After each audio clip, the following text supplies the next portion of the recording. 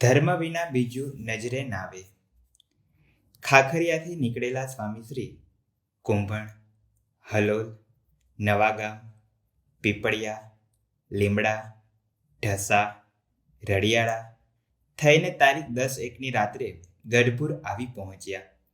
અત્રે ભરવાડોના ખોરડા ખાલી થઈ જવાના કારણે બજારથી સીધો મંદિરનો રસ્તો તૈયાર થઈ ગયેલો. તેથી તે જ માર્ગે સ્વામીશ્રી પધાર્યા. અહીં તારીખ 11-1ની સવારે રસોઈની સેવા કરનાર એક ખોજા ભક્તને પૂજન કરી ધોતિયા ઓઢાડવાની પણ ઈચ્છા હોવાથી તેનો વિધિ સ્વામીશ્રીના નિવાસ કક્ષની પડખેના ઓરડામાં શરૂ થયો. તે દર્શન કરવા ઓરડાની બહાર આવેલી ઓસરીની જારી આગળ કેટલાક મહિલા ભક્તો એકઠા થઈ ગયા. પરંતુ આ વિગતની જાણ થતાં જ સ્વામીશ્રી બોલ્યા, આ બાજુ સાધુઓની ધર્મશાળા છે, ત્યાં કોઈ બાઈઓને આવવા દેવા નહીં. જાઓ, ના પાડો. તેઓનું આ ધર્મયુક્ત વલણ આજની સાંજે જરા જુદી રીતે ઝળકી ઉઠ્યું. આ સમયે ગઢપુરથી સારંગપુર જવા નીકળેલા સ્વામીશ્રી મુસાફરી દરમિયાન પ્રકાશનો પાઠ કરી રહેલ.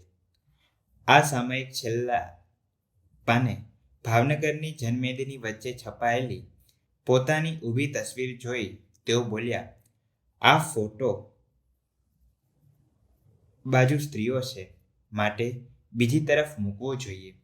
આમ સૂતા બેઠા ગુણ ધર્મના ગાવે, ધર્મ વિના બીજું નજરે નાવે.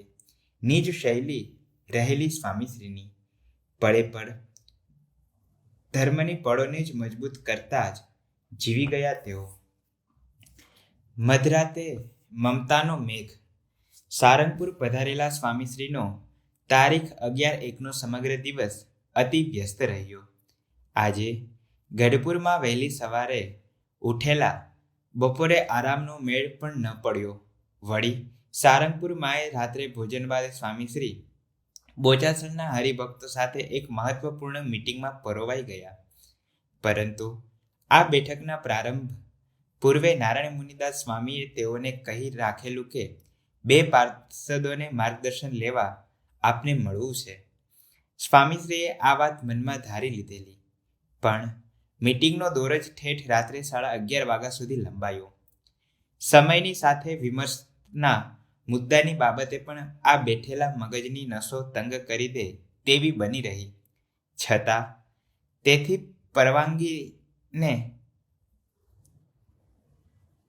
તેથી પરવારીને સ્વામીશ્રી બોલ્યા, મુનિ ક્યાં છે? બોલાવો. આ સંત તો મોડું થયું હોવાથી મુલાકાતનો મેળ નહીં પડે એમ માની સૂઈ ગયેલા.